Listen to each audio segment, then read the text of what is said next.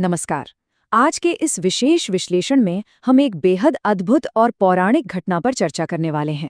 एक ऐसी घटना जहां सिर्फ शारीरिक शक्ति से काम नहीं चला, बल्कि विशुद्ध बुद्धि और एक गहरे आंतरिक परिवर्तन ने असंभव को भी संभव कर दिखाया। सच मानिए, ये सिर्फ एक पुरानी कथा नहीं है, बल्कि अगर ध्यान से देखा जाए तो ये क्राइसिस मैनेजमेंट और चेतना के जागरण का एक कमाल का उदाहरण है। तो चलिए, बिना किसी देरी के शुरू करते हैं। अब इस पूरी घटना के केंद्र में एक बहुत ही गहरा सवाल है। सोचने वाली बात है कि क्या एक पूरी तरह से दूषित और बुराई से भरा मन कभी सच में शुद्ध हो सकता है? मतलब क्या कोई ऐसा प्राणी जो स्वभाव से ही विनाशकारी हो, केवल किसी पवित्र ज्ञान के संपर्क में आने भर से पूरी तरह से बदल सकता है?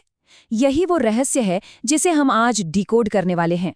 भाग 1, राम कथा का अपहरण।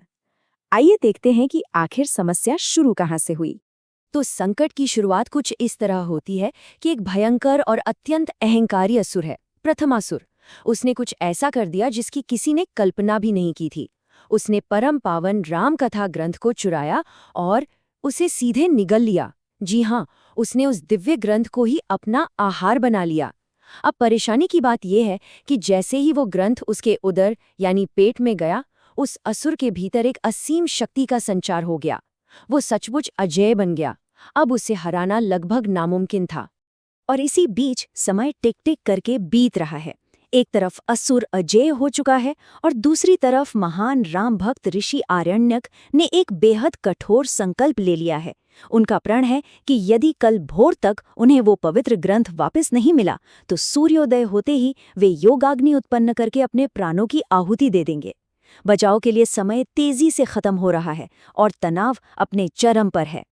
भाग 2, बल नहीं, बुद्धि का प्रयोग।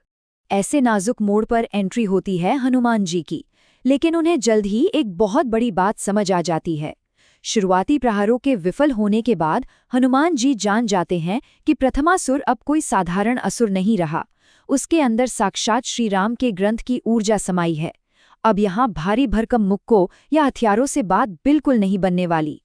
इस अजेय शक्ति को मात देने के लिए शारीरिक बल नहीं, बल्कि एक मास्टरमाइंड रणनीति की जरूरत है।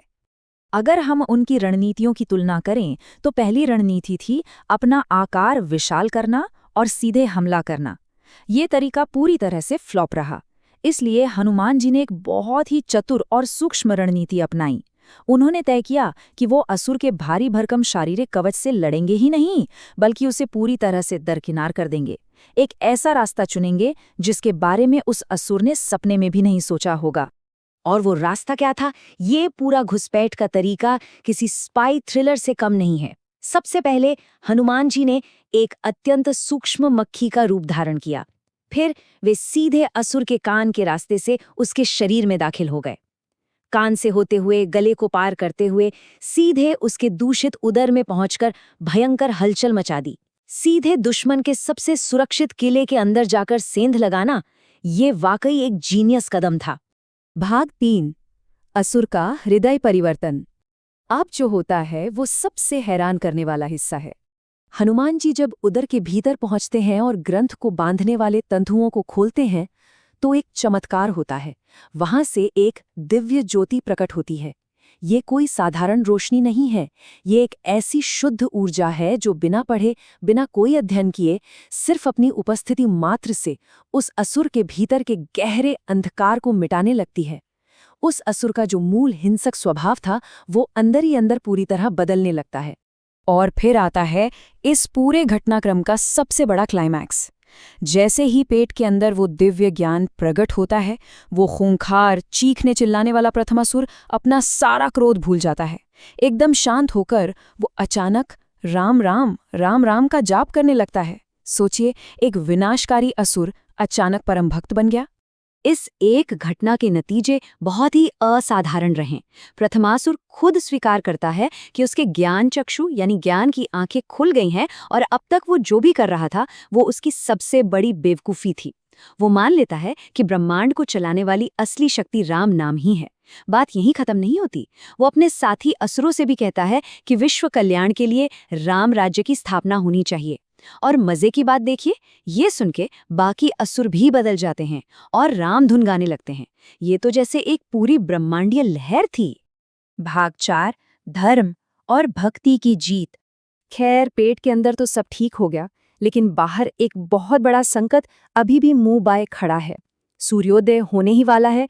ऋषि आर्यणक पूरी तरह से निराश हो चुके हैं। उन्हें लगता है कि अब उनका जीवन व्यर्थ है और वो स्वयं को भस्म करने के लिए अपनी अंतिम मंत्रणा योगाग्नि का आह्वान शुरू कर देते हैं।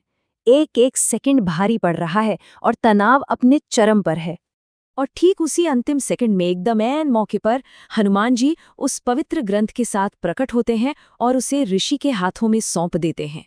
ये वो तल था जिसने सिर्फ एक अमूल्य ग्रंथ को ही नहीं बचाया, बल्कि एक महान साधु के प्राणों की भी रक्षा कर ली।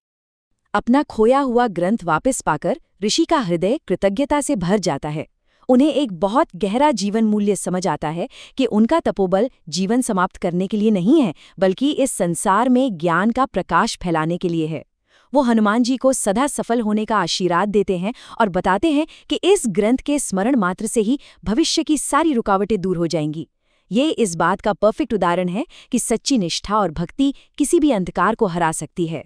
इस पूरे घटनाक्रम का निष्कर्ष भी कितना सुंदर है।